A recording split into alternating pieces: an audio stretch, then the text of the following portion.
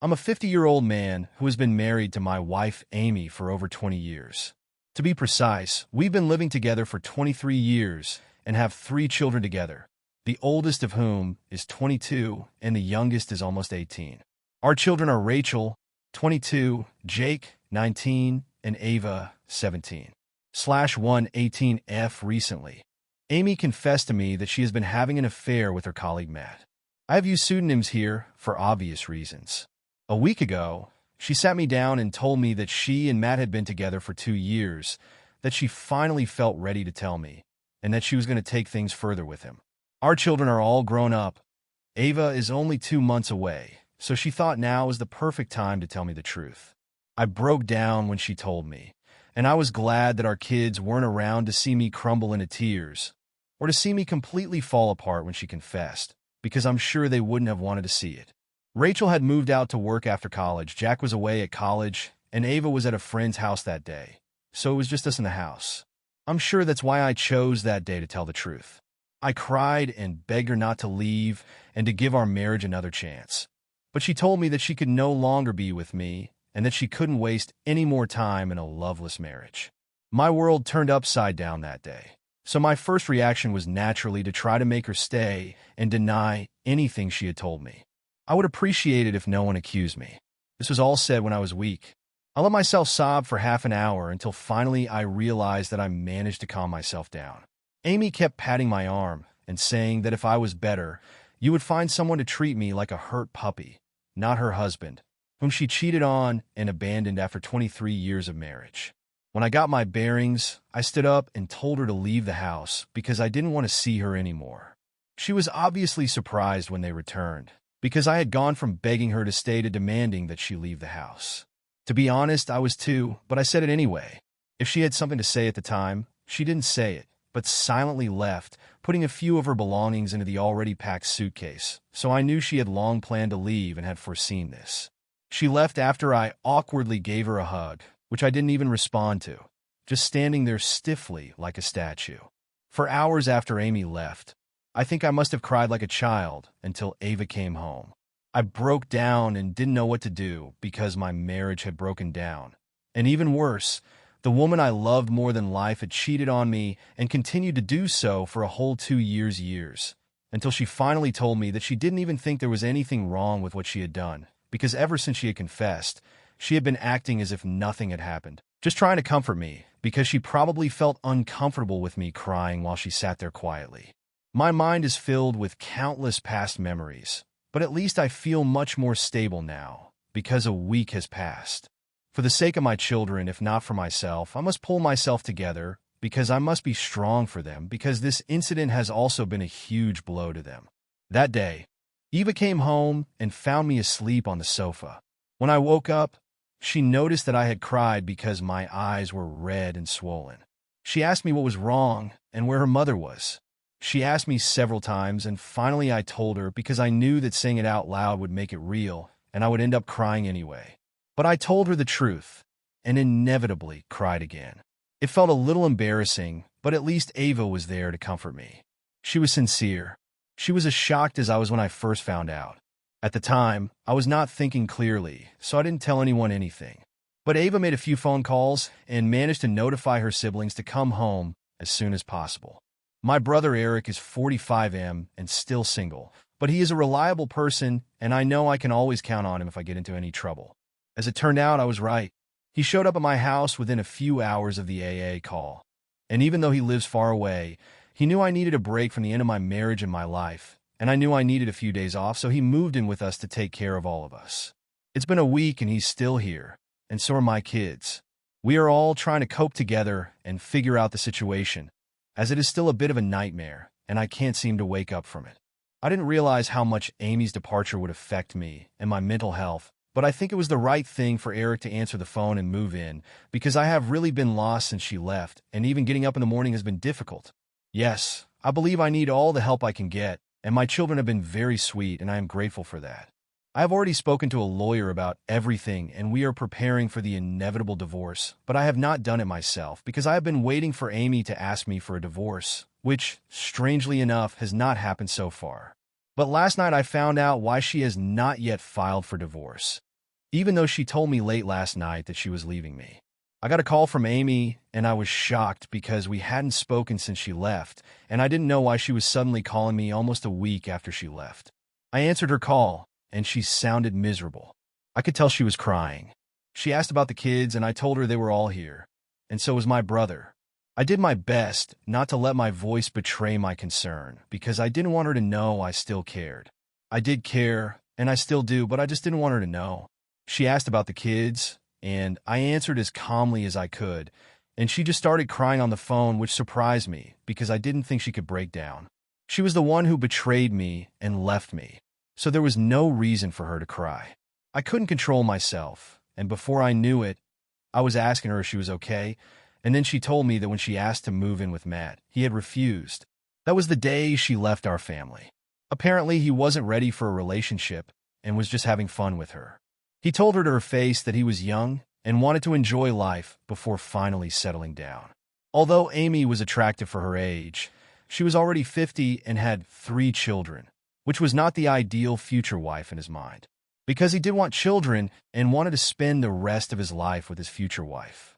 Due to Amy's age, she could not provide him with that, which is why he didn't think they should get into a real relationship or live together.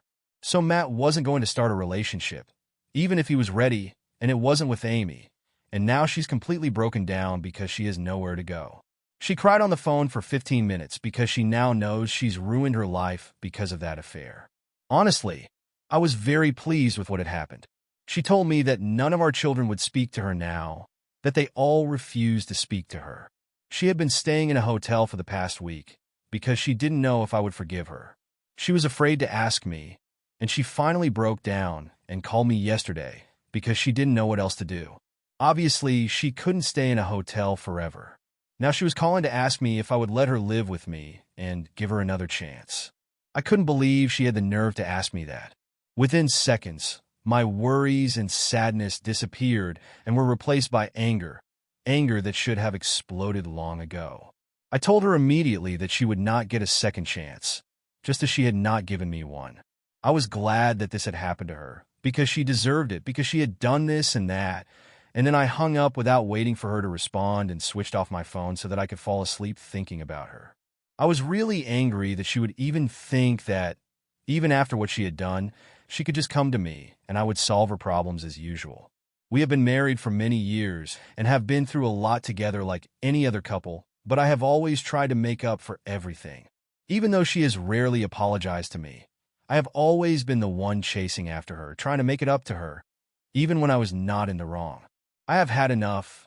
I cannot forget this, and I don't even want to forget because it is exactly the reality check I needed.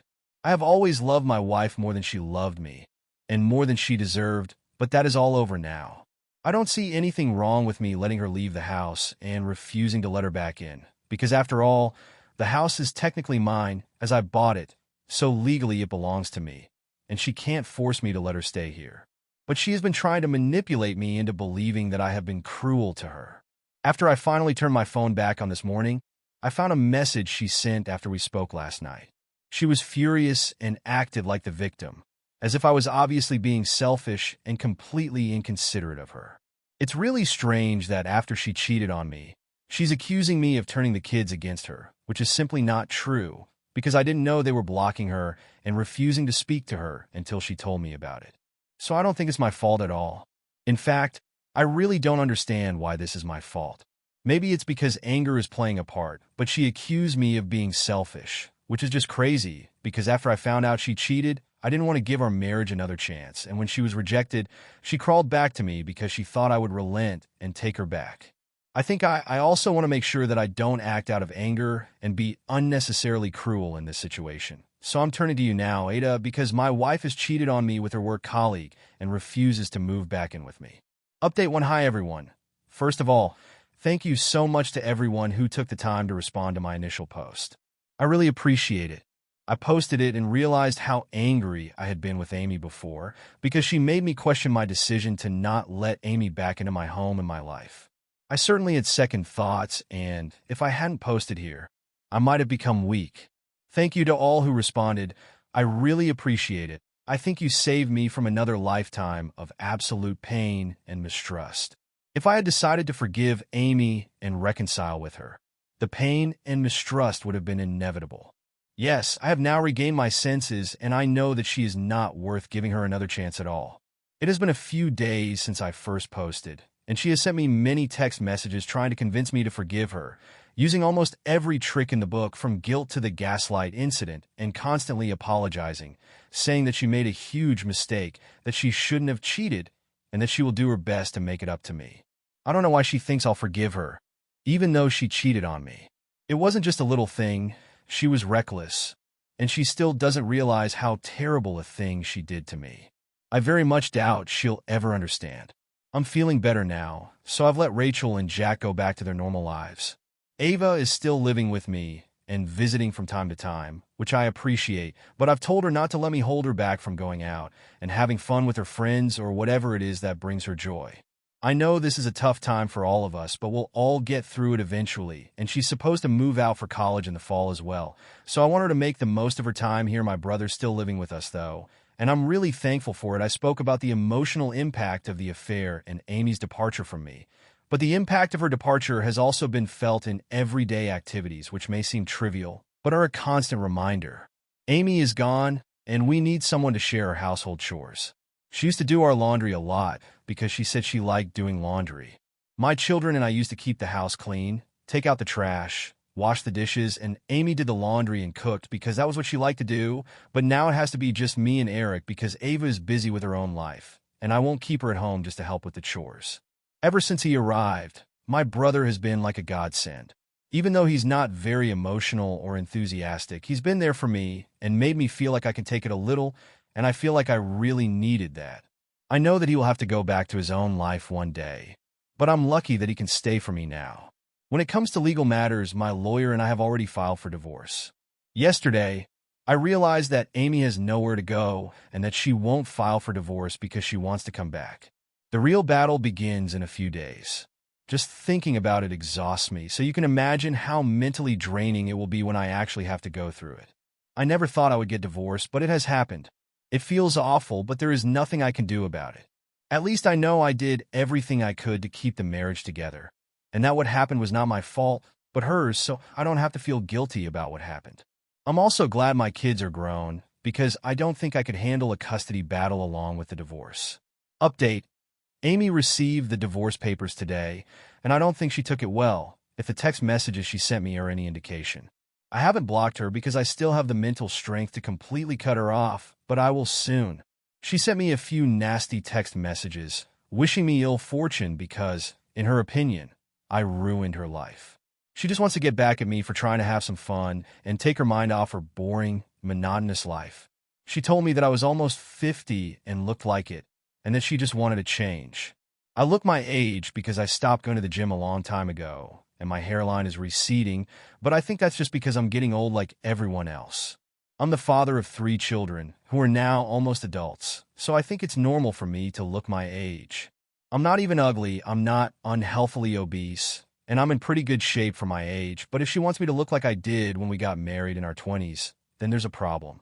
I don't think it's possible to stay young forever, unless you're a celebrity and can afford the time and money to maintain your appearance. Sure, she finds Matt more attractive than me, but that's what marriage commitments are all about. If she can't control herself and throws herself at the first young guy she finds attractive, it's not my fault. It's really sad that she still tries to put the blame on me and make it seem like she's done a good job and I should just fix myself. I think it is only now that I have finally seen all the red flags that I have ignored for over 20 years because I love my wife. But now that she is about to become my ex-wife, I realize what kind of person she is, and I have never realized this before, feeling like an idiot. I should have known, but I chose to ignore it all because I loved Amy. Even now, deep down, I know I still love her. It's sad and embarrassing to admit it, but I can't help it. It's really the reason I haven't been able to stop her and completely cut ties with her so far, but I pray that I can find the strength soon, because I can't stand her craziness anymore. I don't want to see more sides of her, and I don't want to call it her evil side, because what she has done has gone beyond evil and is cruel to the point of being laughable. Update 3. Things have taken a very ironic turn, but thankfully there is no direct impact. A few hours ago, I learned from my daughter Rachel that Amy is now arguing with Matt online because she posted a rant yesterday saying that Matt let her go out for 2 years and finally dumped her because he felt that there was no future with her. Now that I think about it, it was really stupid of her to just give up on her life without talking to him. I'm not one to cheat, but at least she should have at least asked if he wanted the same thing. Back to the post, a few other female coworkers commented on the post, saying that he had also dated them. So basically the guy was pretty much the office mattress, and he never loved Amy. I didn't believe in karma before, but this is the best karma ever. I can't believe it happened to her. I blocked her and Rachel, but she found out from one of her cousins, who apparently also friend Amy, because we hadn't announced our separation to the rest of the family yet. But I think the article itself has done the trick, and I'll be telling my family soon. But before then, I want to enjoy the drama she's fallen into and take a step back and appreciate Amy. This guy Matt really deserves a round of applause, because I can't imagine anyone being able to have an affair in the same office for over a year. At first, when I found out that Amy had been cheating on me with him, I hated him, but now I think I'm starting to like him, and I even want to congratulate him and tell him he's done a good job or something. I just know it's the perfect revenge for what Amy did to me. It really is a perfect example of the consequences of cheating and ruining a perfect life, just for a bit of fun. As she said, "At least I'll be rid of it soon, and so will she. I can't wait to get a divorce." Update 4. Hi, it's been over a month since I originally posted, and we're currently in the negotiation stage to reach a settlement. I can't believe the way I look at her now. I have absolutely no feelings for her anymore. She sometimes smiles at me during meetings and tries to talk to me after they've finished, but I try to avoid her and keep my distance. As far as I know, she's now living with a friend and has been fired from her job. But I don't think I'll have to pay her alimony, because she publicly admitted her infidelity on Facebook, thanks to her deluded belief that Matt would take her seriously at some point. I don't even have to prove that she cheated on me, because she did all the work for me herself. My children still don't speak to her, and we pretend that she doesn't even exist anymore. I know that's not healthy, but we'll think about that later when some time has passed. It's too soon to discuss it. It's emotionally too overwhelming. I'm doing better now than when I first arrived here, and I know that with time, everything will get better. After the divorce is finalized, I may start therapy in a few days' time, and maybe that will finally help me come to terms with everything.